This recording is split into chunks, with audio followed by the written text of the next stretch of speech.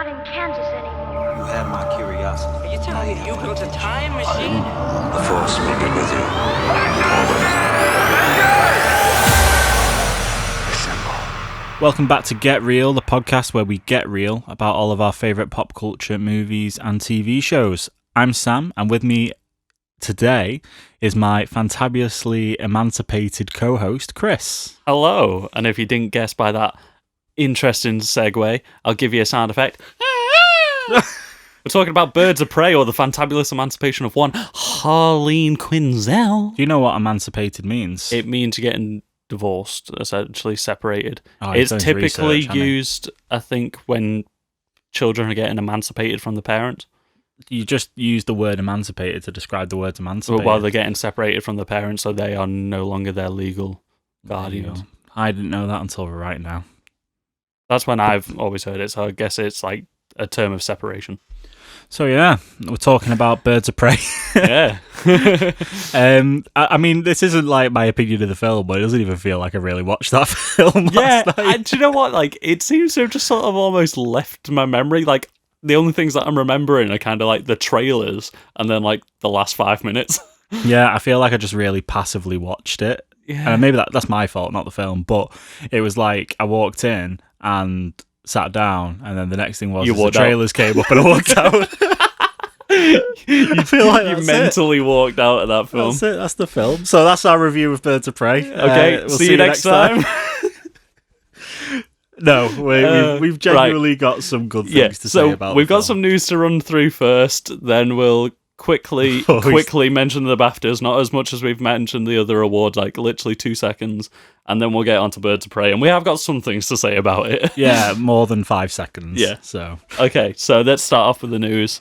Sadly to say, Kirk Douglas has passed away, but at the amazing age of 103 years old. So you'll know him from like Spartacus and films like that. Yeah, maybe not our generation, maybe. But no, but he's definitely like an icon from film and one of the Douglas family. So it is a sad loss today.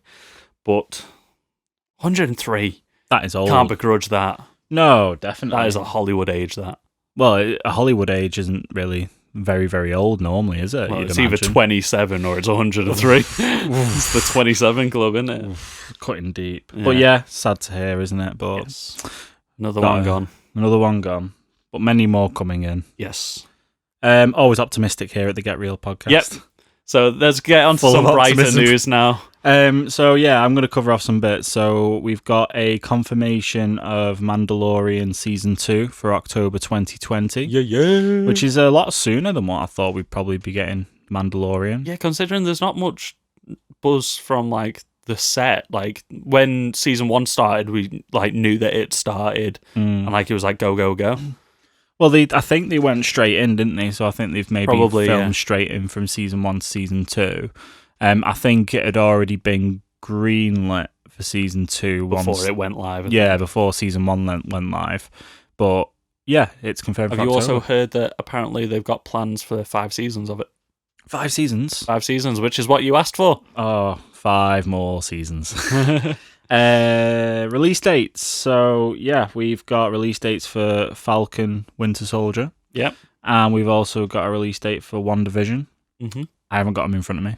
So that's real bad news. So I'm going to fill the time while Chris leans away from the microphone and furiously types to bring up the release dates for these TV series for Disney+.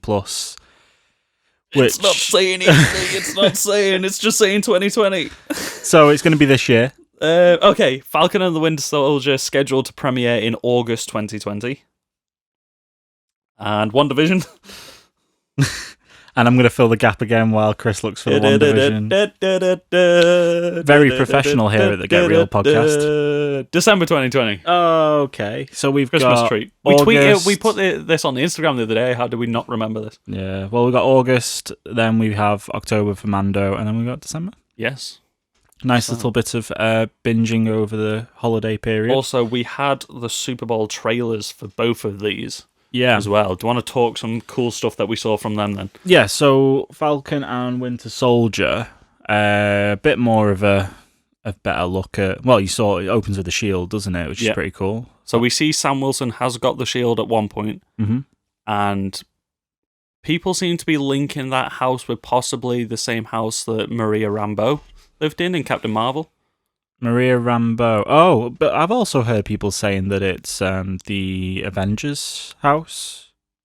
No, it's not Hawkeye's house, and it's not Tony Stark's house. But the trees seem to point that it's in the south, sort of like Louisiana sort of way, which is where they were, I believe, in Captain Marvel.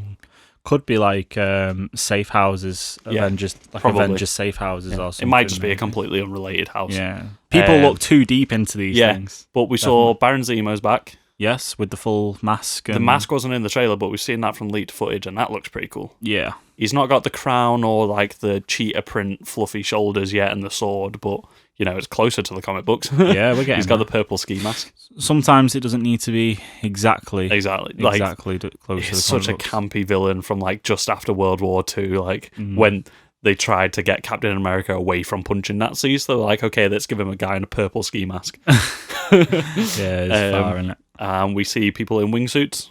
Yeah, pretty cool. And we see US agent opening like the Superbowl or something. Yeah, which is the new government-appointed Captain America after Captain America has travelled through time, and he's got the shield. So maybe they confiscate the shield, or maybe it's a fake shield. Maybe it's a different shield. Yeah, maybe. The WandaVision trailer looks really cool. Okay, WandaVision. I've got so much more to talk about with this. Right? All right, shoot. He's put his hands on his head. He's ready. Okay, so. Scarlet Witch is one of my favourite characters of all time from comic books. I'm a massive comic book fan, if you hadn't realised yet. And her mythology is so wacky, and she's so insanely powered that it's just bonkers. This seems to be taking some inspirations maybe from sort of House of M, Avengers Disassemble type storylines, where like she's creating this fictional universe. Like, I think this is where her powers are going to explode and things are going to be tied in. So in the comic books, her and Vision are a couple, if you know that from the past, and then all of a sudden they have 2 children out of nowhere. And you're like, what's going on here? Like, he's a robot, how's he having kids type thing? Yeah. But then she manifested them from her powers, and then during the House of M storyline, they were able to be brought back, and maybe something to do with their souls being put into different bodies. But in the trailer, we see 2 cribs in front of them, and pacifiers being spat out at them. Dummies in the UK, we call He them. also has the Mind Stone in this as well, doesn't he? So it's kind of interesting because obviously powers and stuff of what they are, but do you reckon they're stuck in like an alternative reality? I reckon maybe maybe it's multiverse madness. Possibly. Also, somebody online, I believe it was from New Rockstars, this might be totally out there, but when Vision gets killed in Infinity War, spoilers from a film that came out, 2 years ago? Yeah. So he goes black and white, doesn't he? And they start off black and white. So maybe she's like inside his consciousness or something, maybe they were saying. And like she's trying to bring colour back, as in bring life back type thing. Yeah. So if you notice, like, it seems to be like different TV show eras from like I Love Lucy through to like Full House and stuff like that. So you see a shot of her pregnant, and then you see the babies and all that. And then you see her like freaking out, like, what's going on here? She has that classic costume at some point. Yeah, that was pretty cool. Yeah. Like that looks a bit like a Halloween costume. It looks a bit like a Halloween costume. Yeah, such a dumb costume. But I think it's meant to look that way. I'm hoping this is like a backdoor to Young Avengers. So if Wiccan and Speed are brought into the actual universe, just for people like me who are this is a bit too comic book. Wiccan and Speed? They're her children. So her children, obviously she is the twin sister or sister of Quicksilver. So she has 2 children. So in also the comic Vision's books. Children. Yeah, the Vision's children, but they get the powers from the Maximoff side. So one of them is Wiccan, who has powers based off Scarlet Witch, and the other one is Speed, who has speed abilities like Quicksilver. Quick talk. Yes. Biology-wise, how does this work? Exactly. They're not actually his children. Oh. Because she manifests them through her powers, because she has multiverse warping abilities. I see. Okay, never mind. But they are I was about theory, to- his children. Tony Stark must have really thought Vision through. But there are versions of Vision, I believe, All those that Infinity, have been given those a Infinity Gems are doing some real work. Give him a soul and give him something else. Is he packing? Who knows? Yeah. And they've also greenlit 2 extra Disney Plus shows. So we already know that She-Hulk, Moon Knight, and Miss Marvel are coming. So these 2 extra ones from this, what could they be? Theorize, people. What do we think it's going to be? What would you like to see, Sam? Maybe a Young Avengers show? Whatever you think's good from the comic books. I love Young Avengers. Check out Avengers Children's Crusade. If you love like the Avengers, you want to find out more about Young Avengers, that storyline is amazing. That was like the comeback of Wanda after she died, I think, in Disassembled. So we also got, obviously off the back of all this, we got Super Bowl trailers as well. These would have come out probably earlier last week when you're listening to this, but we tend to record this a little bit later. Yeah, it was and on obviously, Sunday, so yeah. over a week ago from when you're hearing this. Yeah. So we had the Fast and Furious 9.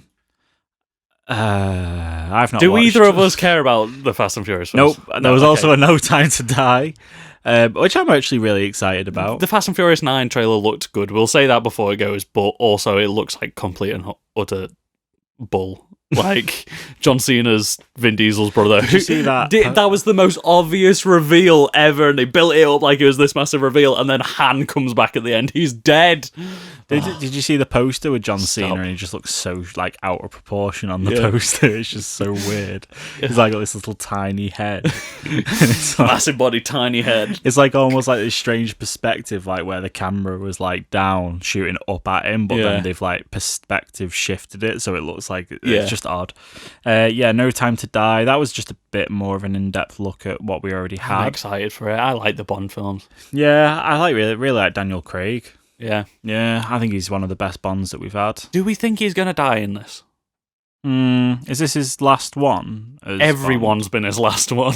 He keeps saying every time he would rather kill himself than do another James Bond film, and then he does another one because they up his paycheck. Reckon he kills himself in this film? I don't think he kills himself. I'm thinking, because people are thinking maybe it's Dr. No because of the skin condition. I think we've spoken about this on the podcast before. We did. Yeah. So that Dr. No, I think, was the first Bond film, I believe. So maybe first and the last, and we're moving on to like a new Bond after this, maybe, because we got other 00 agents in this film, and like people keep talking about like his death and he needs to stop coming back from the dead and stuff like that in the trailer, and it's called No Time to Die and stuff. So maybe, because they like to play hints like that, like when M died in Skyfall, like in the opening credits, Dame Judi Dench's credit is on a tombstone. Wow. Like, it was there it at the beginning of the film. Yeah, so it maybe is. they're dropping hints. A Quiet Place Part 2. This was actually a trailer that we saw in the cinema before Birds of Prey. We sound like David Harbour in the Black Widow Super Bowl spot now.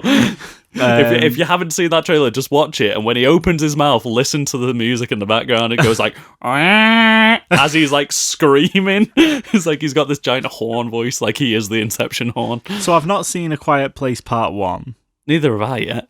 Because I don't like scary films, Chris. I like scary films. I can't watch a scary film. Apparently it's a very tense film, so you would be bricking it. No, yeah, you know what? It's not scary films, it's tense films. Like, I have this thing where like I sit in the cinema and I like kind of put my hand over my face a little bit, and then I'm like, maybe like cover my ears a bit. I think the funniest thing was when we went to see Prometheus back in the day. Yeah. And you know, like when they're analysing the head and the thing, and you were like proper tense, like you had your knees up on your thing, and then the head explodes, and Sam absolutely crapped himself. Yeah, I jumped. It was so funny. I'll tell you, the first like film that gave me this kind of like tension anxiety. Do you remember Daybreakers, that weird vampire film? Yeah. From like I know what you're going to say. 2010.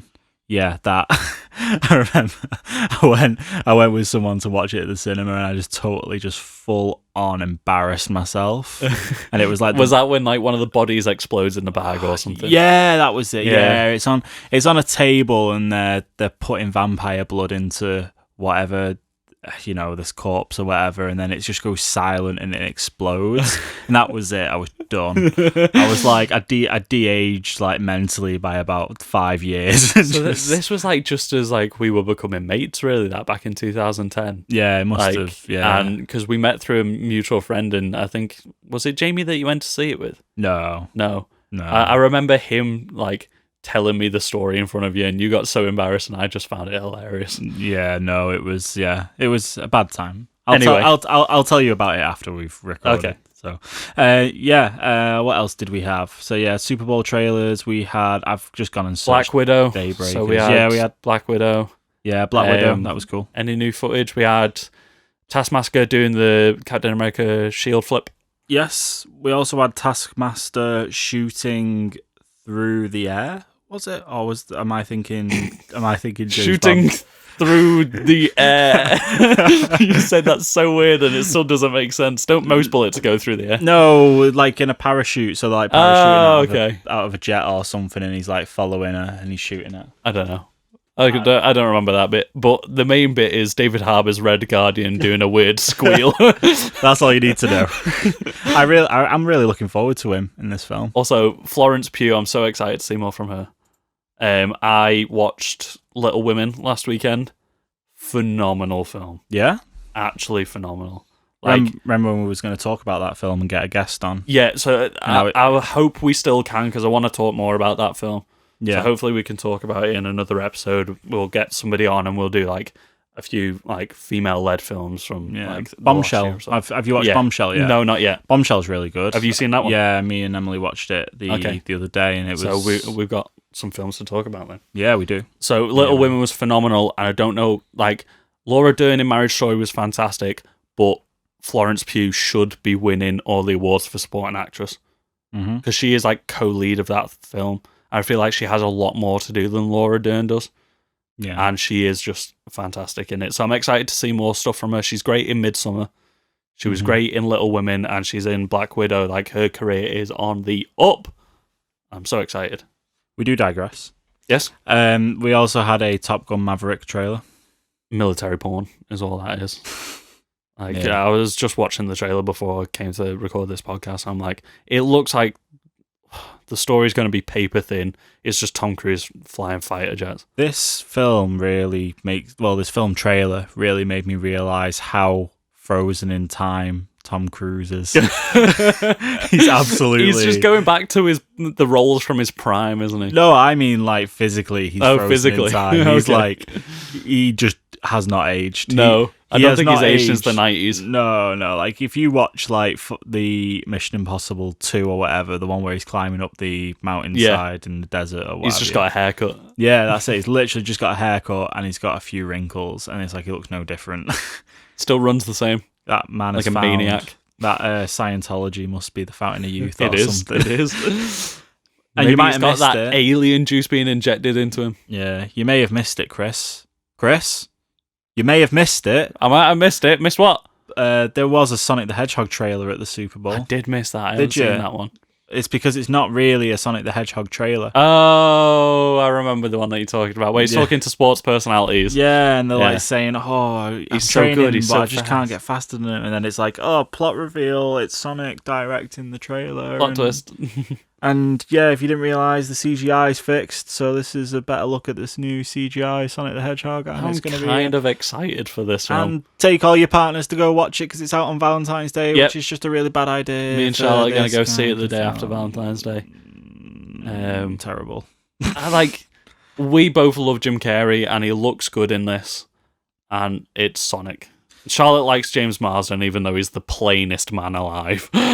He looks like every extra that you see in a film. Chris. Carry on.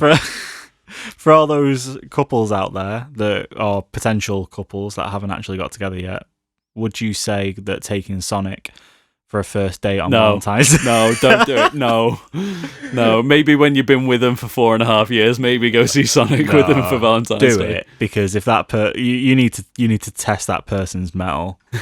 Take them to watch Sonic as the first date. How do they react to Sonic? Just don't tell them, and then just take them to the cinema. You and won't go be getting a watch it. second date. I can tell you that now. But I'm saying this as the guy that, with my now and current girlfriend, back in the day, we went to see Paul on Valentine's Day as a date. Yeah. The 2011-12 sci-fi comedy from Seth Rogen, Simon Pegg. Cornetto trilogy. No, it wasn't part of the Cornetto trilogy. Oh. It was before World's End, but it wasn't part of the Cornetto trilogy. Ooh. Because they didn't have Edgar Wright. Okay, fair enough. We can do an episode on the Cornetto trilogy one day if you want, because I love those films. Yeah, we need to rewatch. I need to rewatch anyway. Anyway, have we got any more Super Bowl trailers? None that I really care about. Yeah, none that we care about. Okay. But just to give an honourable mention, Invisible Man, Minions: The Rise of Gru, Hunters, which is a Prime Video, and then we had a little bit more of a look at Disney Plus. And then there's some adverts. I don't really care. What's next? No, next on the list is MCU Disney Plus. What was that all about? Or is that the stuff that we talked about? That was the trailers. Okay. Ignore the list. Yeah, next one. Okay, so we got from, I think it was Gemma Chan's Instagram, The Eternals has wrapped. Or at least she's wrapped for The Eternals anyway. But that's scheduled to come out autumn this year. Kit Harington. Kit Harington's in it. Robert Madden. Yes. So it's a Game Richard of Thrones. Madden. Richard Madden, that's the one. Robert Madden, I believe. Madden is, NFL. Yeah. 2K18. Super Bowl. Yeah, Eternals. So hopefully we'll be getting a trailer for Eternals soon. Like, if it comes out later this year, we should have got a trailer by now, but we'll probably get the full trailer at Comic-Con, probably. Yeah. After that, Sam Raimi is now in talks to direct Doctor Strange 2. So is this in talks or is this like heavily rumoured? So apparently he's in talks, and Scott Derrickson has tweeted out about it. And Scott Derrickson was going to be the director, but now he's stepped away from directing. He's, I think, co-writing and producing it. So if he's tweeted it out, then it seems to be on pretty good standings. If you are unfamiliar, Sam Raimi directed the original Spider-Man trilogy. Yeah, and there's also that I didn't know about. There is a big Doctor Strange reference in Spider-Man 2, isn't there? Do you want to tell the listeners about in that? Doctor Strange 2, when the Daily Bugle are trying to name Doc Ock to put in the newspapers, they're like, what do we call this menace? And he's like, Doctor Strange? I like it, but it's taken. So 16 years ago, we had a Doctor Strange reference in the Raimi trilogy, and now Raimi's coming back. So people are just like, oh my god, the multiverse of madness, definitely getting Tobey Maguire's Spider-Man back. We probably won't get Tobey Maguire's Spider-Man, but we might get multiverse and maybe go to that universe, maybe setting up and Into the Spider-Verse live action later down the line, but I think it's highly unlikely. What has Tobey Maguire done recently?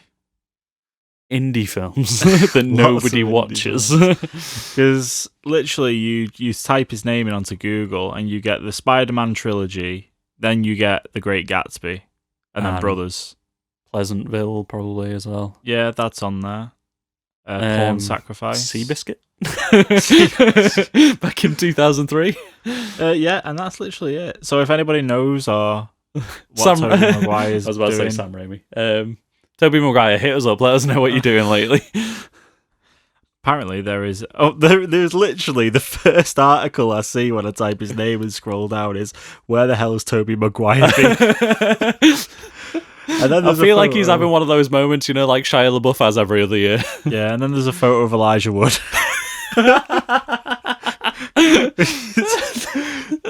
Okay, after that, the Texas Chainsaw Massacre series is getting another reboot. I think this is the third reboot. So we had the original franchise that went up to, I think, part 5. Then we had the Michael Bay produced reboot, which came out the same year that the Nightmare on Elm Street reboot happened. And then we had the Leatherface reboot. I don't like scary films, Chris, so I don't really know. Everything Chris, I don't like scary films. Everything I don't since want to the talk original has been trash. Do we need a reboot? No, we don't. Just leave it alone. It's a dead franchise. Leave it. The only time I want to see Leatherface is if you're doing a multiverse of all the monsters and I want to see him fight Jason Voorhees. That's the only time. Get rid of it, but we've got the names. So Ryan and Andy Tohill are directing it, who have directed The Dig. Have you ever heard of The Dig? The Dig? No. Did No. you dig it? No, neither did I. I remember did. the film Holes. Do you remember the film Holes? Starring Shia LaBeouf, yes. Yeah, that was This a is classic. a secret Shia LaBeouf episode. That was if you attended high school between the years of 2000 and 2010 or whatever, you probably would have watched Holes. Yeah, as and read the book. Yeah, in English. It was a Disney film. It was a Disney film. It was a Disney film, yeah. Whoa. Stanley Yelnats, because his surname was Stanley backwards. This really scares me how much you remember about Holes. I was talking to somebody about Holes a while ago and I can't remember why. Yeah, if you have no idea what we're talking about, it's a bunch of kids in prison that dig loads of holes and then escape. End of story. Don't they Spoiler find alert. like gold or something? Yeah, it's a lot more of a twists and turns MacGuffin. And they nearly die because they dig the hole too deep and can't get out, and then it starts raining. Oh, Holes, dear. everybody. Kids Right. film. You've put No Time to Die in here. No, you put No Time to Die in there. It Did was I? already in there. I just wrote around it Oh, because I put the MCU news up with the MCU news. Okay. So No Time to Die is a film. We've talked about it. It's happening. Clerks 3. If you're not a Kevin Smith fan like me, you probably don't care, but Clerks 3 is in production. He's writing it, and apparently it's going to take place almost entirely within quick stop, like the original. The original is such a good film. It made me fall in love with films and made me want to be a filmmaker when I was younger. I put that to one side. But it really inspired me. What's going to be your debut film, Chris? Clerks 4 is going to be my debut film. No, but I would love him to do it in black and white as well, just to throw back to the original. Because Clerks was such a weird film, but just such an inspiring film. Like, this guy was like working. Kevin Smith was working at the shop where it's set in, and he was filming in the evenings and everything, just like doing anything he could just to make films. And now he's like massive. Speaking of weird films, have you watched Downsizing yet? No, not yet. You know what? I'm about halfway through it, Yeah, and you know what? It's all right. it's all right. It's all right. It's all right. And Christoph Waltz has appeared. I didn't know he was in the film. I did. I know too much about this film for not seeing it, but Yeah. I don't really care that much about this film. I'm watching it in 2 parts, so... Yeah. Two-parter. Yeah. And then finally, Mad Max Wasteland. So Mad Max 5 is reportedly it's been greenlit and it's going to shoot this fall with George... You okay? You get in there? Nope, I forgot his name. My mind went blank. We were talking about it a minute ago. What's his name? George... Who directed... George Miller. There we go. Got there. George Miller is returning to direct, possibly write Mad Max 5, and we don't know if Tom Hardy's in it yet. Wasn't It's it called meant Mad to Max be Wasteland. a Furiosa? So led film? I think when it first came out, they said, right, we're making a sequel to this. And then when everybody saw it and loved Furiosa and said that she was the main role in the film, which she pretty much is, they were like, okay, let's make a Furiosa sequel. And now Mad Max Wasteland's come out of somewhere, so we don't know what it is. We don't know who's in it. We just know it's only just apparently been greenlit, so it's been in production because it's got a script, and like if they're shooting in fall, like the wheels have already been moving. Yeah. But Fury Road was fantastic, one of the best films of the last decade. So yeah, cool, sound Awesome. onto the BAFTAs. BAFTAs was a thing. Yeah. Did you watch it? I watched Joaquin Phoenix's speech. I know you did. I watched you watch it. And that's it. Okay, big winners was 1917. It was a British film about Not World War One. 1975. Not the 1975, like I said beforehand. Not the band. That would have been a good joke to put in there, but I did it before the podcast. 1917 swept the awards. It's a British film about World War One, so you know it was going to do well. Also a very tense film. Yes, that was another one that had you bricking yourself with the rat. Goddamn rats. Not good with this. This This is why is there anything to say about the awards? Our friends over in an Earful podcast who Okay. specialise in things like horror. We should probably get them to talk about horror films. Yeah, we'll find a horror film that you've watched, or we'll make you watch a horror film. Oh. And we'll I've talk seen about Saw. that. Well, speaking of Saw, the Saw reboot trailer came out this week. Spiral, starring Chris Rock and Samuel L. Jackson. So it's not called Saw. No, it's called Spiral. Spiral. Yes. I did not watch the trailer. I was going to, but I forgot. Good talk. Yeah. Anyway, BAFTAs were a thing. 1917 one, like we said, like we keep saying, Walking Phoenix one. All the big faces were there. Bradley Cooper. Yeah. Did you? Taron Egerton. Bradley Cooper looked like in a seriously bad mood throughout the entire thing. It kept cutting to him, and he was just like scowling away. Oh, they were all. I don't think he's done anything this year, has he? So why was he even there, and why were they focusing on him so much? Was A Star Is Born this year, or was that? No, that was. Oh no, I mean 2019, or was that? It was 2019, but it was before the award, so it was in last year's award ceremonies. Fair enough.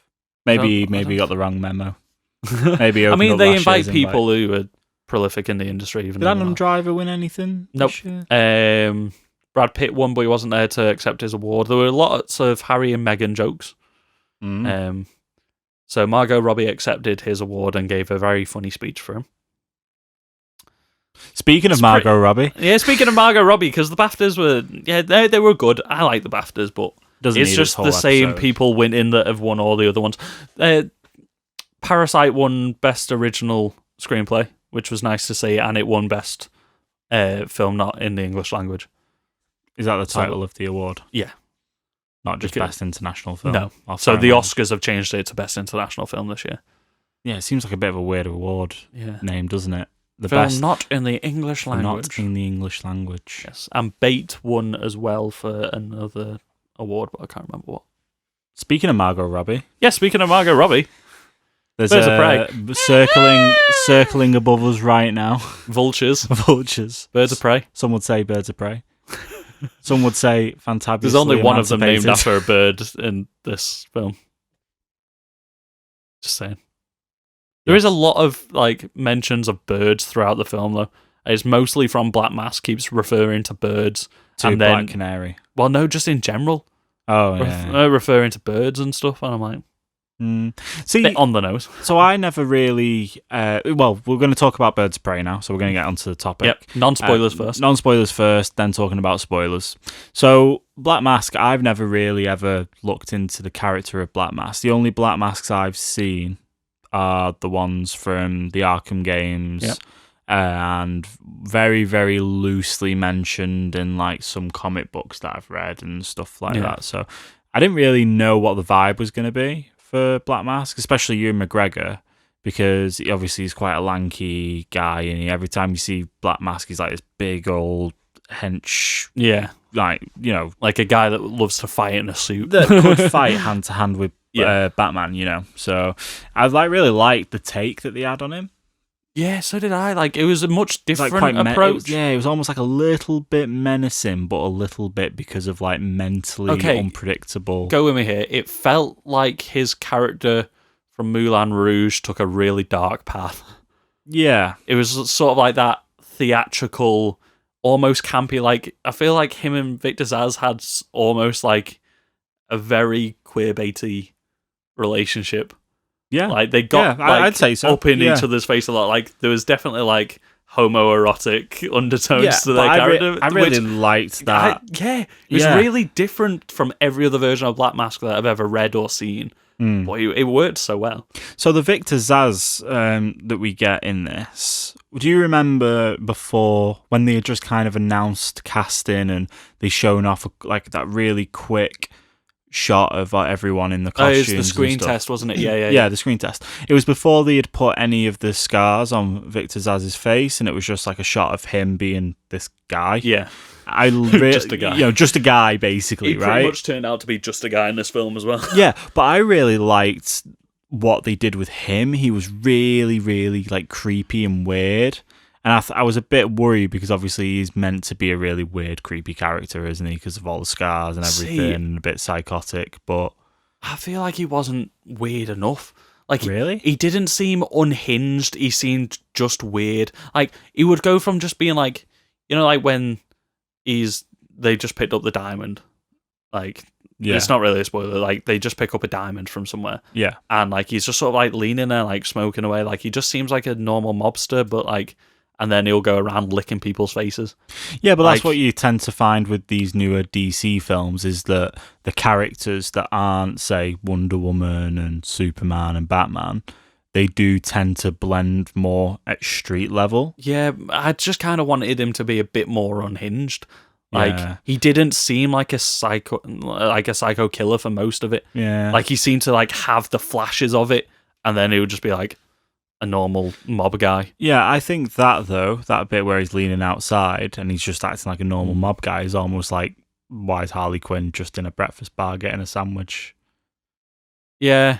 Do you get what I mean? There were a few things, I thought that, I was like, this is, like, one of the most wanted women in America.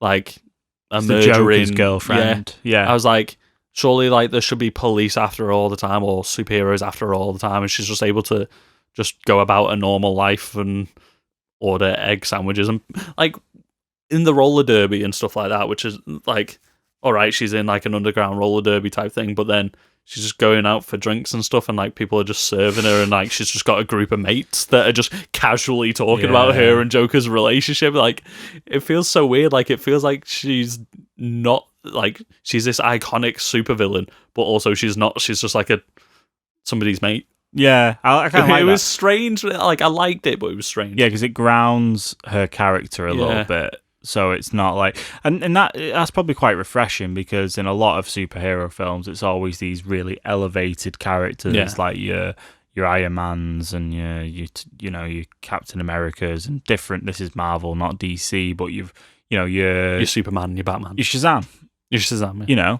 And grounding those characters like Harley Quinn and stuff. It adds that extra whole. Yeah, it felt very street level, didn't it?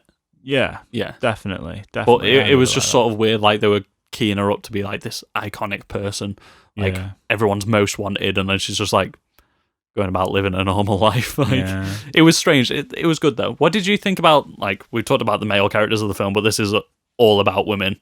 What did you think about the female characters in it? So we go through the different birds of prey. Yeah, so to reiterate, we had Harley Quinn, obviously. Yep. Who was pretty much the lead of this film. So it wasn't really a Birds of Prey film. No, that's what I was about to say. I think the other characters were dealt a very big injustice in this film, because they didn't get as much of the limelight. Yeah, and if you're like me and you don't really know Birds of Prey, you know the characters like Black Canary and Huntress, right? But you don't really know who... Renee Montoya. Yeah, you don't really know Renee Montoya or Cassandra Cain or anything like that. Like, I didn't realise Cassandra Cain was a big deal. I recognised the name when I heard it. But she was a Batgirl for a while, and now she's Spoiler in the comics. Yeah, so I'd have no idea for that.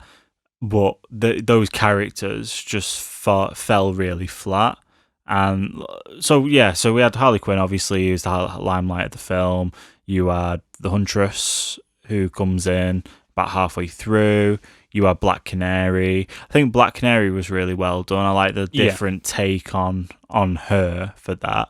I would like to see that Black Canary go on, and maybe that's where you get your Green Arrow and stuff like that come in. That'd be cool. See, I'm a massive Mary Elizabeth Winstead fan, and I felt like she was not in this film nearly enough. Like, they spoke so much about her past, but she was hardly in the film. Like, it was always like flashbacks to a younger version of her. Yeah. And, like, it's like the MacGuffin of this film is to do with her backstory and stuff like that. I liked the running joke about her name about halfway through. That was pretty funny. Yeah, so that was pretty good. Like, everyone's like, the crossbow killer, the crossbow killer, the crossbow killer.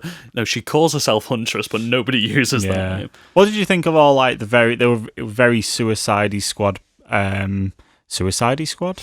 Suicide Squaddy. Suicide That's Squad. The right way. Yeah, no, I prefer Suicide The whole, Squad. like, intro cards and stuff, and the grievances. I didn't mind that, like... I thought that was all really cool. Yeah, because they used it throughout as well. It wasn't just like a quick flash in the pan and done. Yeah. Like, it was a very bright, vibrant film. It fitted in a lot more, whereas Suicide Squad, like, the beginning is so bright and violent and fast, and then vibrant. Yes. And then it just turns into a dull grey, let's shoot goop monsters in a city. And I liked how this film didn't have a lot of dull and grey. Yeah. Like, visually, this film was ace. And there was lots of parts where, like... great use of slow-mo. Yeah, great use of slow-mo. Really good use of slow-mo. I think one of my issues with not an issue, maybe something that maybe dulled my experience of it a little bit. There was so much action in this, right? There's so many fight scenes and stuff. especially towards the end. There's like that big one that I feel maybe goes on, like, you have your fight scenes, right? And then you have parts in between that'll be like key little things that you'll remember. Yeah, exactly. Like John Wick, where and this is why I'm going to talk about it, like in John Wick 3 with the book. Oh, so you've watched it now? I've watched it now. Yeah. And the problem was I watched it maybe a few nights before we watched Birds of Prey. So you level for violence. Yeah, like, the level for the action. action sequences was like up here, which is about above my head. And the Birds of Prey one fell like here, which is like between my nose and lessons, eyes. He's put audio listeners. He's putting his hands at different positions, explaining that John Wick had better action. Yeah, it's probably about 20 centimeters. John Wick is a film that is about, like, it's by stunt people for stunt people, I think. Yeah, but I think maybe the action parts and stuff had nice little bits of flair in them. See, I think they were some of the stronger parts. I think sometimes it lulled a little bit when they were diving too far. Like, and it seemed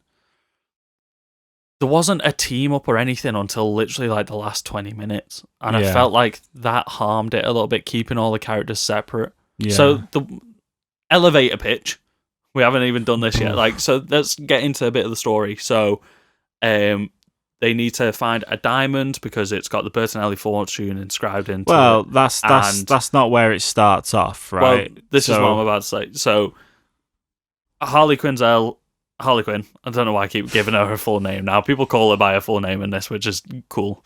Like, Harley Quinn is on the rope. She's getting hunted down by everybody, so she ends up because of... See, trying to give an elevated pitch for this, like, it's such an erratic film. We said this film's all over the place. The story's all over the place. I'm trying to piece together the story in my head now, but she keeps telling the story out. I was thinking. So the main bullet point is Harley Quinn's on the run from everybody. Yeah, because because her and the Joker broke up. Yeah, so her and the Joker are broken up. She's on the run from everybody. It's open season. Everybody can hunt her down now. Yeah, she's not got that protection anymore. So she screwed over Black Mask, so he's pissed off at her, and then there's a diamond for the Bertinelli fortune that he's been working all of his life to try and get this fortune. Yes. Okay. And that's the elevator pitch of the film. Yeah. So she ends up teaming up with the Birds of Prey to save Cassandra Cain's life. That's the elevator pitch. That's the gist of the story. It's told so out of sequence, and she's constantly going back and forth because she is an unreliable narrator and she is erratic. So it was weirdly all over the place. Yeah, but as it would be if it was told from her perspective. Yeah, so that works, but it also, the pacing was kind of weird and stuff. Like I'm saying, I wish that the other characters had been in it more and the team up had happened sooner. Like, they kind of never want to team up. There's no team in this until right at the end, and then they're just kind of thrust together. So naming it after this team of superheroes and then adding Harley Quinn in, but it's just a Harley Quinn film until the very end, and then they kind of team up. Yeah. Yeah, it was just strange. I get what you're saying. Overall, I thought it was a good film, but I think it was quite strange. But they had nice little character moments. Were you disappointed by the lack of Jared Leto in this? It didn't bother me. Really? Yeah, it didn't bother me. I'm sure he was originally in this film. Whenever we've seen... I'm sure I've photos. Seen a photo. It's been other people. It's been stand-ins. Yeah, but I'm sure there was a photo of him leaning out of a window. No, that was a stand-in. It wasn't actually him. Really? Yeah. He's a stand-in dressed as him. Well, you get the back of him, don't you? You get the back of his head and for a stuff split second when he's pulling. So we get a flashback to Suicide Squad of Harley's rebirth through chemicals. Yeah. So you see the side of his head. Yeah, the photos that we had were him throwing that beaver out of the window. So this film is really funny, we'll say this. Yeah. It's really funny, and it is violent. It's got a couple graphic moments. If you don't like it's got a bones lot of knees, being broken... It's got a lot of knees going backwards in this film. I didn't realise how cringy that made me until I kept seeing it. There are 4 knees in total that go backwards, and then one goes forwards again. Yeah, so they're having the fight in the police station, aren't they? Yeah. Oh. Like that. Bleh. Yuck. So Yeah. disgusting. Also, I just want to correct myself because it was annoying me as soon as I said it. Cassandra Crane was not Spoiler in the comics anymore. That's a different character. She's Orphan in the comics now. She's Orphan. Orphan. Yeah, just so people don't call me out in the comments or anything. So she was Cassandra Crane, then she was Batgirl, then she was Black Bat, and now she's Orphan. Oh my word. That's a lot of characters. Yeah. Also, you know how she kept like coughing and stuff like that and like feeling her throat? I thought at some point in this film, like maybe trauma or something was going to make her lose her voice. Because in the comic book, she can't speak. She has like a condition where she can't speak. I think one of it was from trauma, and then like it's been retconned, and she's never been able to talk or anything like that. So Crazy. So I think that was like a little callback to that. So I think that's all the characters we kind of touched on. Most. Renee Montoya we haven't really spoke about, but she was pretty good. Yeah, she was good. I don't think there was really much going on. I don't think that. her character was really needed. No, it felt, and I've read this somewhere else. It felt like her character was very much like police cliche. It was, and they call that out in the film. Like, yeah, I think that was the running joke. Was she keeps talking like an 80s cop show? Yeah. Spoilers? Yep, dive into spoilers so we can talk a bit more freely. I don't want to spoil anything for anyone. Yeah. So spoilers. Right. I mean, what do we? Okay. Where do we start? So what? Yeah. I mean, what we overall thought of the film? I really liked it. I think it was better than Suicide Squad. Much better. Yeah. I maybe don't think the characters were the Harley Quinn in this is brilliant. Yeah. I really like the Black Mask. I like the Victor Zsasz. The other characters are fine. I think Black Canary was the standout. Yeah, I don't think it was a stand. I think it was fine. Like, I don't think it was maybe like the best Black Canary I've ever seen. I'd almost questionably say the one that we're getting on in the Injustice game is better. Oh, in the Injustice game, I thought you were going to say the one in Arrow. No, that's a question. No. You know what I mean? Like, I think it's fine. Yeah. I think it's because they didn't absolutely butcher these characters, which they could have done, that it made me think, yeah, it's fine. It bothered me that she only used her powers once. You've got one superhero character use her powers. Yeah, she uses used the it voice once. And then she faints. And then she faints and passes out after she uses it. So she's like a... Did you know she had like Nicorette patches on her arm? Yeah, I did actually. So I was thinking, I was like, is that like containing her powers or something maybe? I thought like maybe there was going to be a reveal, like she was going to pull them off. Like, because my eye kept getting drawn to like, because she kept putting more and more patches on and not taking the old ones off. Yeah, unless it's really bad continuity. And I was like, is this going to be something? Because I kept noticing it. I was like... Because it looked like it had sort of like a QR code or a chip in the middle or something. I was like, maybe this is like an anti-meta-human thing. Doesn't get addressed at all, does it? No. Maybe they're just Nicorette patches. I just kept noticing it. It was like bugging me because I kept noticing it.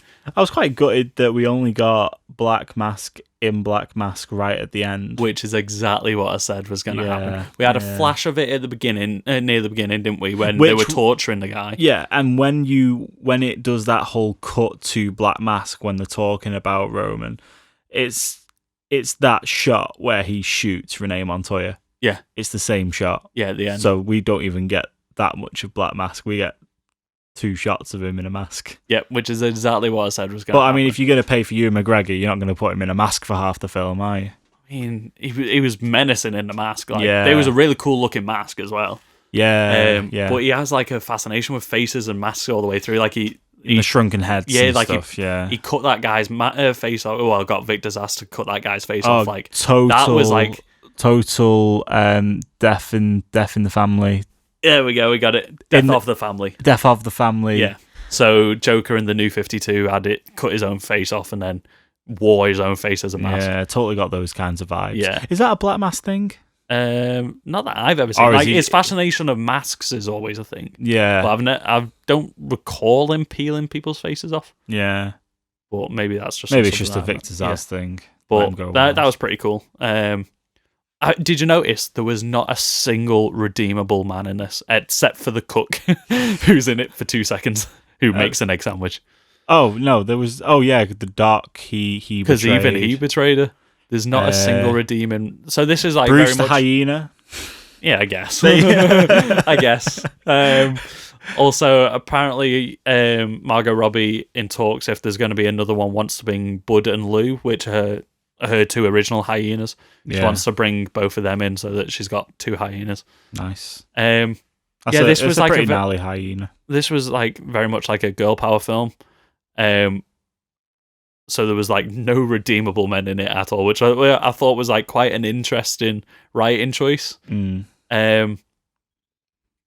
See, I felt like it did an injustice to some of the characters. Like, it was just the Harley Quinn show all the way through. Yeah. So I felt like the other characters didn't really get as much screen time. They had nice little interesting character quirks and like how she saves Harley from getting sexually assaulted and stuff like that. Yeah, like nice little points. That was almost like a little bit uncomfortable, that part of the film. It was like almost a bit like, ooh, we're going there. Yeah, it was very on the with nose. Harley Quinn. It's like exactly what you'd see and hear. Like, people just ignoring it's happening. Like, again, the world isn't a nice place, really, and I suppose it does ground the film that a little bit more. It does. It just felt like I felt like they could have done things a little bit differently. Like, it felt like stuff we'd all seen before. Like, whenever you seem to see that in films nowadays, and somebody gets saved from a situation like that, it always happens the same way. Like, somebody overhears a bad conversation in a club, drugs them, and then is trying to do something in an alleyway. Like, that's always the setup all the time. Like, it didn't feel like anything. Yeah, new. It could be. Maybe, it was nice to see like a girl saving a girl, like instead of the heroic white male saving the girl from this situation, which was nice. Yeah, for sure.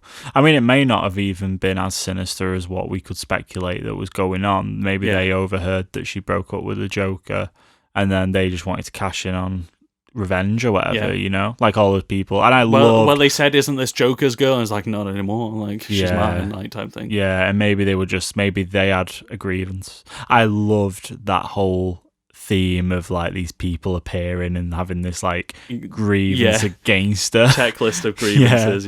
The guy in the wheelchair and on the bus. That whole thing was just like so the funny. violence was used in such a funny way a lot of the time. Yeah, it was class. Really good. Also, speaking of the violence, do we want to talk about the end? I think that's the biggest disjustice they did for this film. Okay, how dare you? Ewan McGregor was so fantastic as Black Mask in this. Like, Ewan McGregor, like, is such a good actor.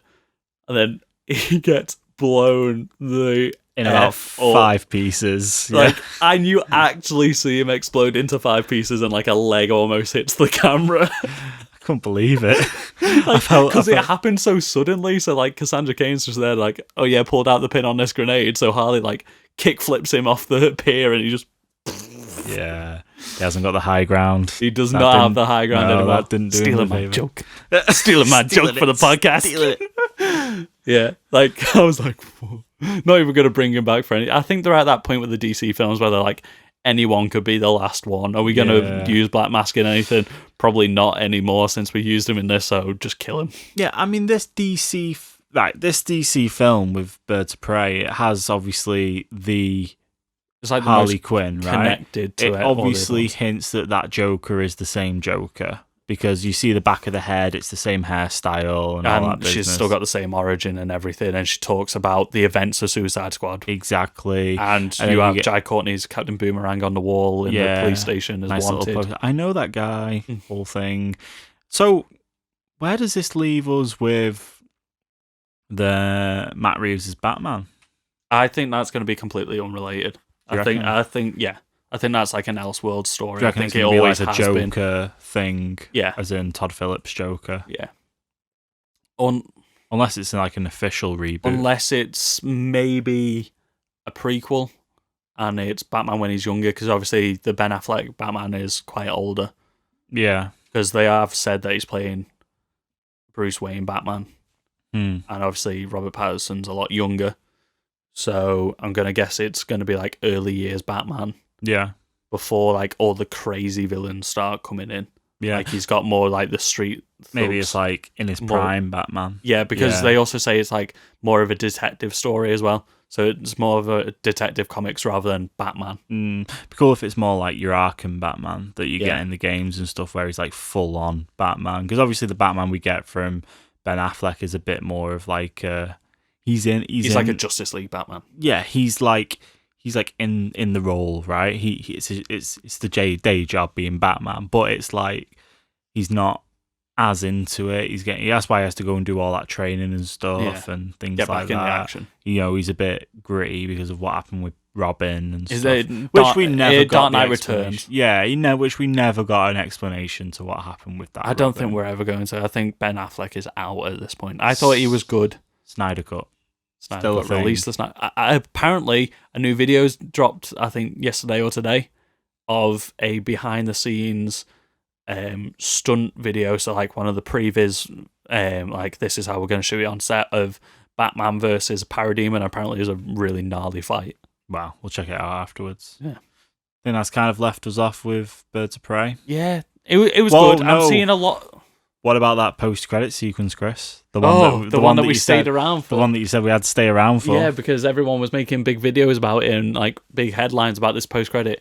It's Harley Quinn talks for 2 seconds and she's about to reveal who Batman really is.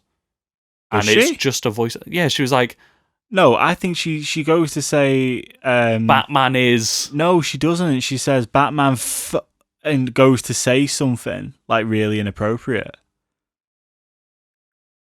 Yeah. I took that as she was about to reveal who Batman was because it cuts out before she says it. No. So I was like, oh, we can't reveal. No, I don't think. Well, unless, no, maybe. No, I'm sure it was more inappropriate than that. Because no, she goes to say she doesn't say or his identity is anything. I don't know. She says, "I need to tell you the story, but this time, one time, Batman," and then that's it. I don't know. It's not worth staying around for after. It's the not credits, worth staying around. Go home after the film finishes and don't stay. I think for they the tried to credits. do sort of like how Deadpool did it, where he does the whole like Ferris Bueller post sequence, was like, "You guys still here?" type thing. Yeah, that was okay. exactly I guess what I'll it tell was. you something, and then like he talks about Cable, doesn't he? Yeah, I think it's meant to be that sort of like it's very meta. Yeah, She's speaking directly to the audience, which she does all the way through the film. To be fair, yeah. So all I think in they're all, very much trying to make her into the Deadpool of the. Yeah, for sure. I was just thinking. Do we think we're gonna get any more of these?